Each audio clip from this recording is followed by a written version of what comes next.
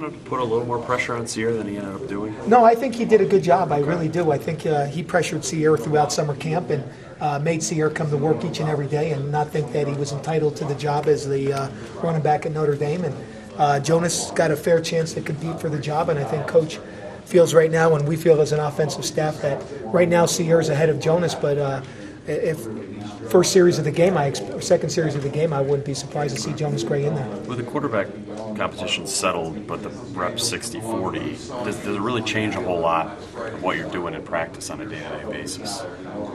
Could you just clarify that? With Chris winning the job, yes, but the practice reps are 60-40, so Reese is still getting a lot of work. Does yes, that change a whole lot of things in terms of what you're doing? No, not really. The only thing is that I think it allows Dane to settle in with the one offense more. And really it helps from a timing standpoint with the receivers and even the meshes in the backfield with the running back and the offensive line getting used to the pace of his cadence. All that stuff has already been better now, having settled on a starter and having one guy in there with the first group. But it's the only big difference, I think, is you'll see less of Andrew and Everett getting work with the top two groups right now. So I guess with Reese's reps, the 40%, is that 100% really, that's, with the twos? No, he'll get work with the ones also. Okay. Yeah, but really 40% is really more than what they were getting throughout summer camp, because we were really trying to divide those reps amongst four guys for a good portion of practice. So right now, Dane getting 60% of the reps. He's probably more tired after practice today than he's been all year, and even Tommy got plenty of work.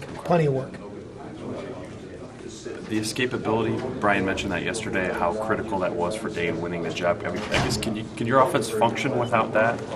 Any offense can, but if you look at the NFL, all 32 of the offenses, or probably 30 of them, their quarterbacks never leave the protection of the pocket.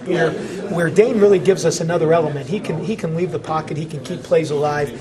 We even thought last year that at times he showed some signs of doing that and really becoming that type of a quarterback for us. And unfortunately, he got hurt and never really totally grew into that role. But I think he's over the spring and throughout the summer, he's really worked on and made a point of emphasis.